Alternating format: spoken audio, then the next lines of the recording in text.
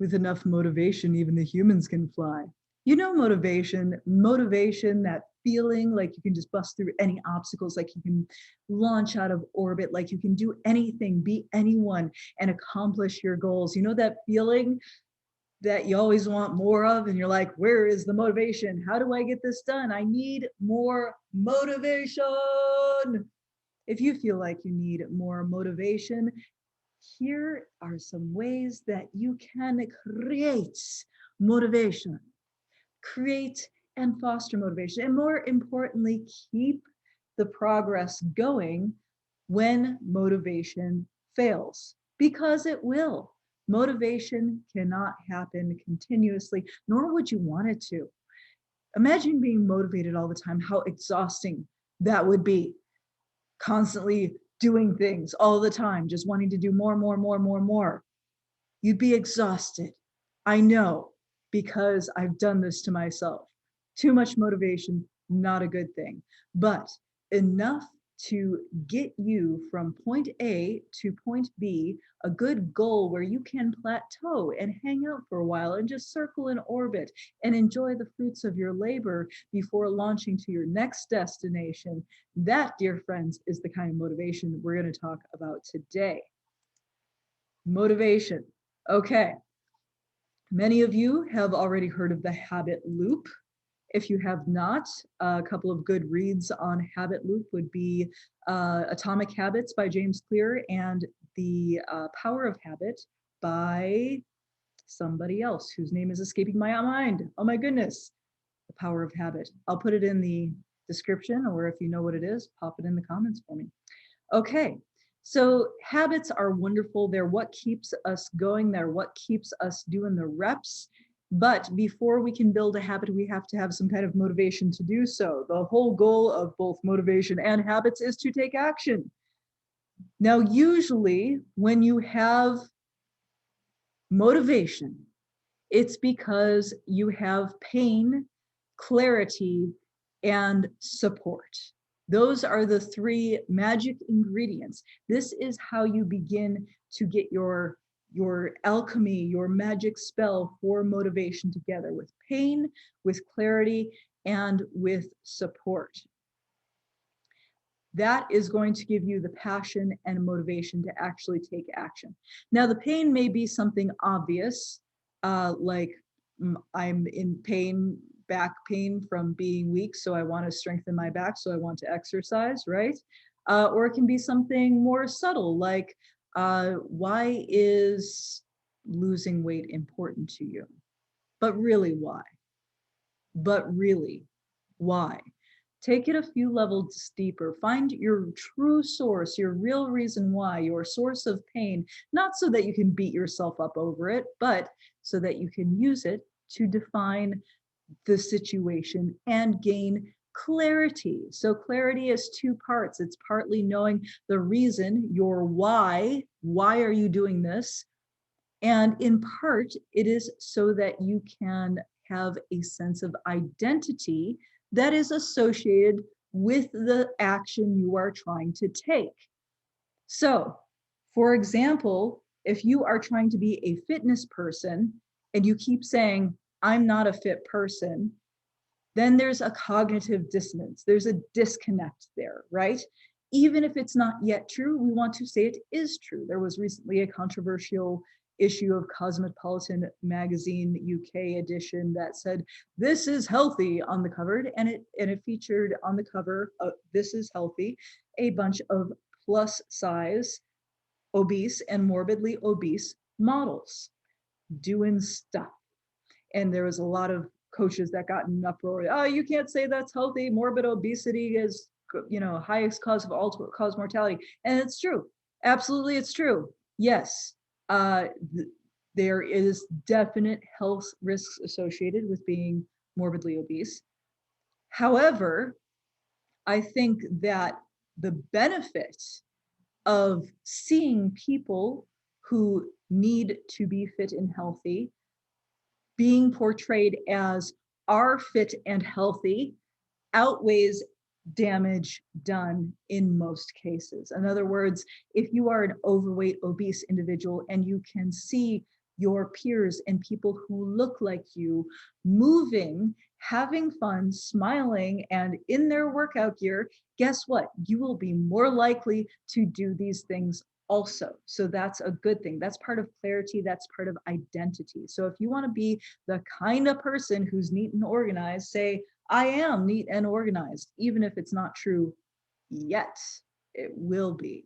Okay, so clarity is a super important way in which we can shortcut past that pain. And then support is where we actually get support from other people. So like I said, this is like rocket fuel to blast you out of whatever bad habits orbit you're currently stuck in. Okay, so the action shortcut is to do things that reinforce your identity.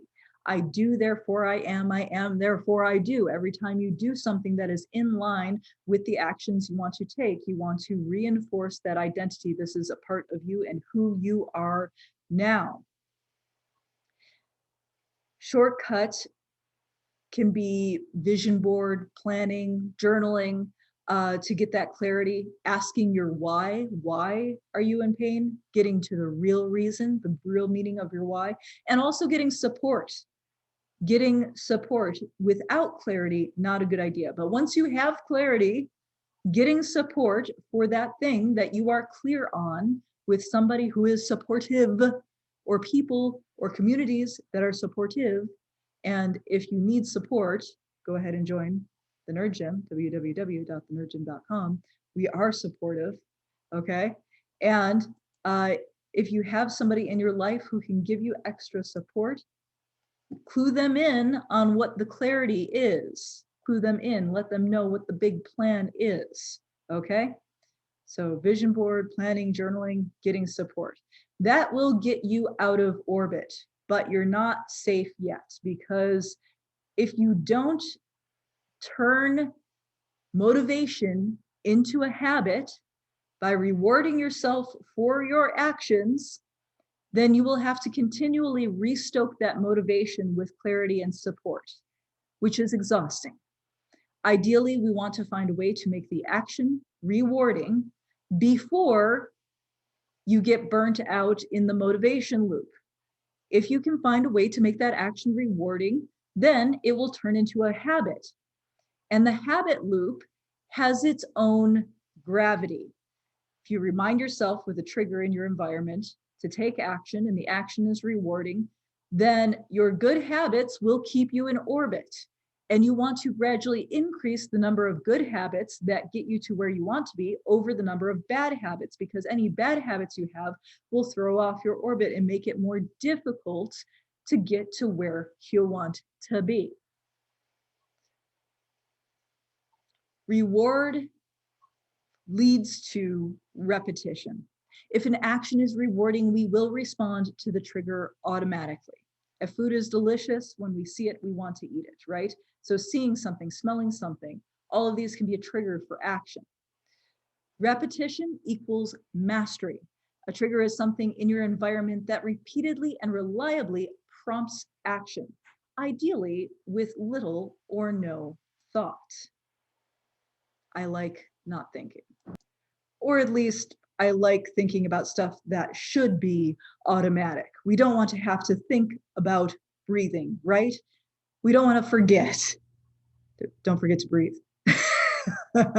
We remind you anyways, but we don't want to forget to breathe. We don't want to forget to make our heart beat. These things should happen automatically in the background to keep us happy, healthy, and well, happy, healthy, and well. And so too should our habits. Our habits should be automatic. Your brain already does enough work. Your brain accounts for about 20% of your total caloric burn in the day. Your brain is doing enough work. You can't also be grinding away thinking about these habits all the time. So repetition equals mastery. A trigger is something in your environment that repeatedly and reliably prompts you to act, ideally with little or no thought. And we also want to remove all obstacles that are in our way, no matter how small. If it takes you an extra step, an extra pull of a drawer, an extra step to go to get something, to get at something, to do something, you are going to have a harder time turning it into a habit. If you want to drink more water, make sure that there is a vessel full of water out in your view so that you are triggered to drink it consistently without having to take the extra step of finding a cup, filling it up, doing the thing. And that will increase the number of times you drink water. If you want to exercise or run more frequently, leaving your gear out in a visible but neat and welcoming space for you to go in and just begin. That is how you remove obstacles. If it is an obstacle to get to the gym right now, make sure that you make it easy for you to work out at home. Remove all obstacles. If you would like to do live online classes with the Nerd Gym, go to www.thenerdgym.com, join at the membership level that's right for you, and we can bring exercise to you in your home in between work sessions. If you're working at home, like many of us are. Yes. Okay. What else?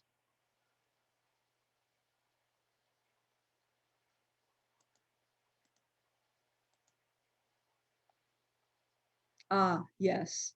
The fastest way to the top is one small step at a time. So what I want you to do next, if you want motivation, you're like, oh, I'm not motivated. I don't want to, where's my motivation? I want my motivation. Start by deciding what action you want to take. Remove all of the obstacles to that action. Make sure that you have clarity on what you actually want to do. Clarity is what's going to get you the support you need, because if you can't even tell somebody why you want to do what you want to do because you haven't clarified that with yourself and you haven't clarified your new identity with yourself, you're not ready to take action yet. So clarify what you want, why you want it, who you are, and who you got to be to get it. Then get the support, get the action going, reward yourself for the action, remove all obstacles, create more good habits, reduce your bad habits, stay in orbit, and gosh darn it, have fun with it all. And you too can be motivated to do stuff. So go ahead and pop in the comments. Let me know what you are going to try to motivate yourself to do next. Ask yourself the question, why do you want to do this? Why is it important to you? Why is it deep down in your creamy center? Why is that the most important thing to you, dear human? I want to know. Go ahead and drop it in the comments and go through that process, and you will be more motivated. See you next time. Bye.